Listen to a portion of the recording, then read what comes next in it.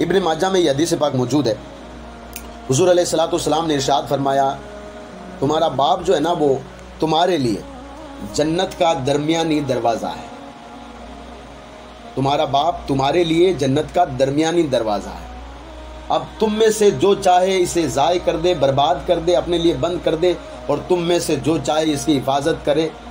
یہ تم پر جو ہے مطلب رکھا گیا ہے۔ لیکن اللہ تبارک و تعالیٰ نے تمہارے باپ کو تمہارے لیے جنت کا درمیانی بیچ والا دروازہ رکھا ہے۔ اب آپ اندازہ لگائیے کہ باپ کا مقام اللہ تبارک و تعالیٰ کے نزدیک کتنا بڑا ہے۔ اب اسی باپ کو اگر ہم جو ہے مطلب اپنی زبان، اس باپ کے سامنے اگر ہم اپنی لمبی زبان پھیلائیں گے یا جو ہے مطلب کچھ بھی بولیں گے، جبکہ قرآن نے تو کہا ہے کہ ان کے سامنے اف تک نہ کرو، کچھ بھی کریں گے تو پھر یہ سمجھ لیجئے کہ پھر مصیبتوں کے پہاڑ تو آپ پر ٹوٹیں گے ہی۔ کل قیامت کے اس دن اس کا حساب جو ہے بڑا بھاری دینا پڑے گا آپ کو، وہ انشاءاللہ تبارک و تعالیٰ آگے میں آپ کو بتاؤں گا، ساری چیزیں آگے آئے گی۔ آگے ایک حدیث پاک میں آپ کو اور سنا دیتا ہوں۔ نبی کریم صلی اللہ تعالیٰ علیہ وآلہ وسلم نے ارشاد فرمایا بے شک اللہ تبارک و تعالیٰ تمہیں نصیحت کرتا ہے۔ نصیحت کرنے والا کون؟ میرا رب ہے، اور بتانے والا کون؟ رب کا رسول ہے۔ رب کا رسول فرماتا ہے کہ میرا رب تمہیں نصیحت کرتا ہے کہ تم اپنی ماؤں کے ساتھ، اپنی ماں کے ساتھ حسن سلوک یعنی اچھا برتاؤ کیا کرو، اور یہ نبی کریم صلی اللہ علیہ وسلم نے 3 مرتبہ فرمایا۔ یعنی تمہارا رب نصیحت کرتا ہے تمہیں کہ تم اپنی ماں کے ساتھ اچھا برتاؤ کرو، تمہارا رب تمہیں نصیحت کرتا ہے کہ تم اپنی ماں کے ساتھ اچھا برتاؤ کرو، تمہارا رب تمہیں نصیحت کرتا ہے کہ تم اپنی ماں کے ساتھ اچھا برتاؤ کرو۔ اور پھر آگے اسی حدیث میں کہ آقا کریم صلی اللہ علیہ وسلم نے فرمایا کہ تمہارا رب تمہیں نصیحت کرتا ہے کہ تم اپنے باپ کے ساتھ اچھا برتاؤ کرو، حسن سلوک کرو، اور اس کے بعد میں جو تمہارے قریبی رشتہ دار ہیں، باپ کے بعد میں جو قریبی رشتہ دار ہیں ان کے ساتھ حسن سلوک کیا کرو۔ آج اس کا تھوڑا سا الٹا ہو چکا ہے، ماں باپ کو پیچھے دھکیل دیا گیا ہے اور جو رشتہ دار ہیں ان کو آگے لایا گیا ہے، جبکہ حدیث میں ماں باپ کو پہلے لایا گیا ہے اور رشتہ دار کو بعد میں لایا گیا ہے۔ اور یہ یاد رکھیں، اگر یہ ناراض ہے نا، ماں باپ کی بات کر رہا ہوں میں، اگر ناراض ہے، آپ نے ان کو کسی طرح سے ناراض کر لیا، تو پھر یہ بات یاد رکھیں کل قیامت میں آپ ترسو گے جنت کے لیے، بات یاد رکھنا۔ آگے میں وہ حدیث بھی آپ کے لیے لے کے آؤں گا اور ساری چیزیں میں آپ کو بتاؤں گا۔ چلیے اگلی ایک حدیث میں آپ لوگوں کے سامنے رکھ دیتا ہوں۔ کچھ لوگ نبی کریم صلی اللہ تعالیٰ علیہ وآلہ وسلم کی بارگاہ میں حاضر ہوئے اور حاضر ہو کر عرض کی یا رسول اللہ صلی اللہ علیہ وسلم، اگر ہم چاہیں کہ کسی کے ساتھ اچھا برتاؤ کریں، حسن سلوک کریں،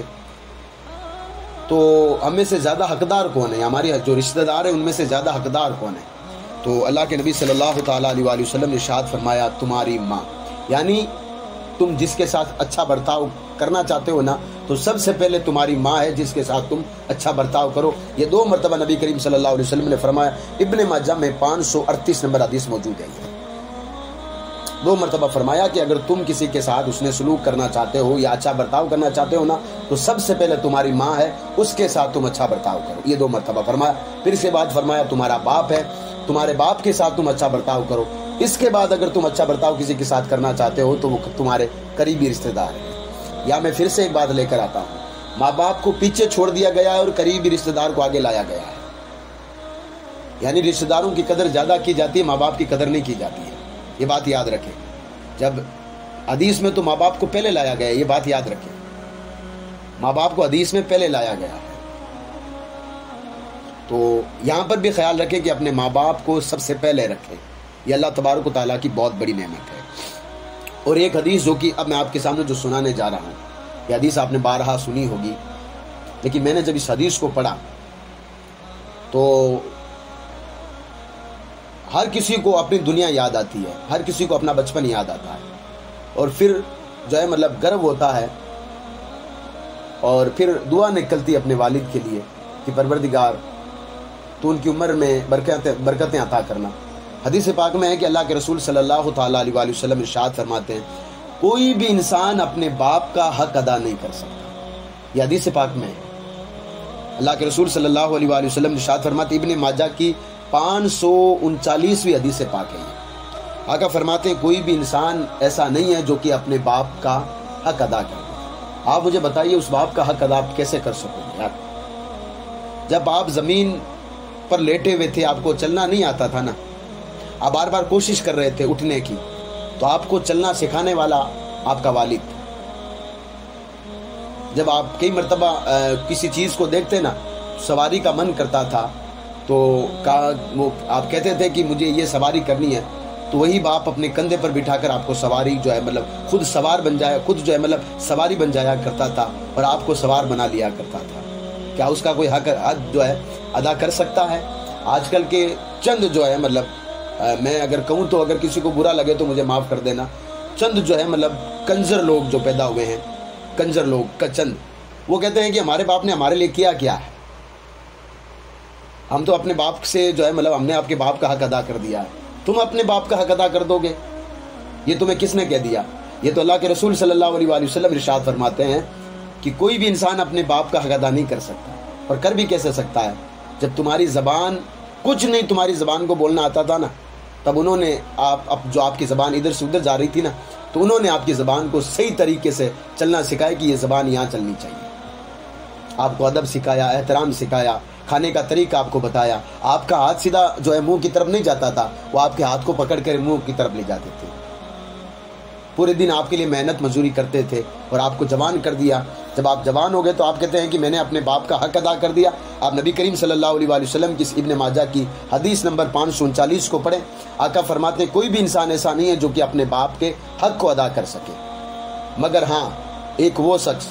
کہ جس کا باپ غلام ہو کسی کے یہاں پر، جو پہلے ہوا کرتے تھے کہ مہینے کی سیلری نہیں دیا کرتے تھے، سال کی سیلری نہیں دیا کرتے، بلکہ ایک ہی ساتھ میں انسان کو خرید لیا جاتا تھا۔ تو آقا فرماتے ہیں اگر کسی کے پاس کسی کا باپ غلام ہو اور اس کے بیٹا اگر اس باپ کو آزاد کروا دے، یہ ایک الگ چیز ہے، نبی کریم صلی اللہ علیہ وسلم نے فرمایا، ورنہ باپ کا حق کوئی ادا کر ہی نہیں سکتا، اور میں تو کہہ رہا ہوں نہیں کر سکتا،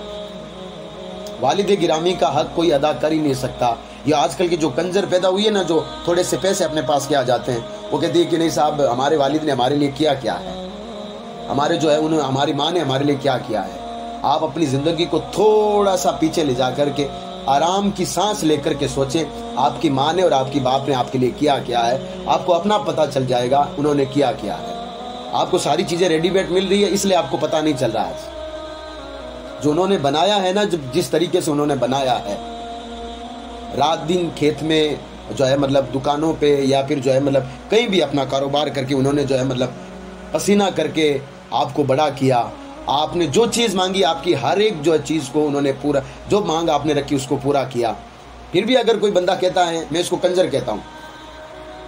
پھر بھی اگر کوئی وہ کنجر کہتی ہے نا کہ میں نے اپنے ماں باپ کا حق ادا کر دیا، تو پھر میں نہیں مانتا ان بات کو، کیونکہ حضور فرماتے ہیں کوئی بھی اپنے ماں جو ہے باپ کا حق ادا نہیں کر سکتا۔ یہ تو اصول ہم لوگوں نے یہاں بنا رکھے ہیں، یہ خود ہمارے اصول ہے، یہ بات یاد رکھنا ہے کہ جب کسی کی ماں کا انتقال ہوتا ہے نا، تو لوگ کہتے ہیں کہ جا بھائی اپنی ماں سے دودھ بخشوا لے، جبکہ 6 مہینوں سے اپنی ماں سے بات نہیں کر رہا ہوتا وہ۔ کئی تو ایسے آدمی ہیں جو کہ اپنی ماں سے بات کیا، ماں کو ایسی گالیاں دے بیٹھتے ہیں کہ بندہ اگر سنتا ہے تو یہ سوچتا ہے کہ گالیاں دے کس کو رہا ہے، اور جب وہ ماں اس دنیا سے جب انتقال کرتی ہے نا، تو پھر کہتے ہیں کہ بھئی اپنا دودھ بخشوا لو۔ تو یہ خود ہمارے خود کے جو ہے نا یہ کام خود نے ہم نے کر رکھے ہیں، شریعت میں ایسے کاموں کی کوئی گنجائش نہیں ہے۔ شریعت کہتی ہے کہ اپنی ماں کی خوب سیوا کرو، ان کے ساتھ حسن سلوک کرو، اچھا برتاؤ کرو، تبھی جا کر رب راضی ہوگا، ورنہ جو ہے صرف 6 مہینے سے تم اپنی ماں سے بات نہیں کر رہے ہو، آج انتقال ہوا ہے تم آ کر کے کہہ رہے ہو کہ ماں جو ہے میرا قرض ماں جو ہے مطلب دودھ ہے جو معاف کر دے۔ یہ تو آپ نے خود نے اپنا جو بنا رکھا تاکہ دنیا میں آپ اپنا جو ہے مطلب اسٹیٹس بنا رکھیں، یہ بات یاد رکھیں۔ اگر کسی کو برا لگے تو مجھے معاف کر دینا۔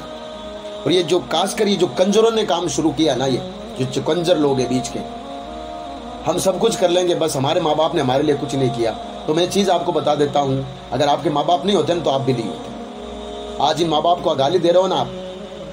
تو یہ تو جیسی کرنی ویسی بھرنی ہوگی، کل آپ کی اولاد آپ کو گالی دے گی، جب دے گی نا تب آپ کو پتا چلے گا کہ میں جس وقت اپنے باپ کو گالی دے رہا ہو رہا تھا اس وقت اس کو کیسے جو ہے مطلب کتنی تکلیف ہوئی ہوتی۔ اس نے جوان مجھے کیا، اور آج میں جو ہے مطلب جس تھالی میں کھاتا تھا اسی میں چھید کرنے چلا ہوں۔ ہمارے یہاں پر کہتے ہیں کہ جو مطلب جس آپ کتے کو پالتے ہو نا وہ اسی کو کاٹتا ہے۔ جو یہ نافرمان جو اولاد ہوا کرتی ہے یہ اسی طریقے کی ہوا کرتی ہے۔ جو باپ ان کو پالتا ہے، پوستا ہے، ان کے لیے جو ہے مطلب سگائی کرتا ہے، رسم کرتا ہے، پھر جو ہے مطلب بارات لے جا کر کے اچھی سی شادی کرتا ہے، ان کے من مطابق شادی کرتا ہے، پھر جب وہ شادی کے بعد اس کے پاس چند پیسے کیا آ جاتے وہ سوچتا ہے کہ نہیں صاحب میرے باپ نے میرے لیے کیا کیا، اب مجھے باپ کی ضرورت تک نہیں ہے۔ ہاں تجھے ضرورت نہیں ہوگی، لیکن یہ بات یاد رکھنا، تجھے تیرے باپ کی ضرورت نہیں ہوگی، لیکن ہاں تجھے ضرورت پڑے گی اپنے باپ کی، یہ بات یاد رکھنا۔ تو اللہ تبارک و تعالیٰ نے قرآن مجید میں صاف طور پہ فرما دیا ہے اپنے ماں باپ کے ساتھ اچھا برتاؤ کرو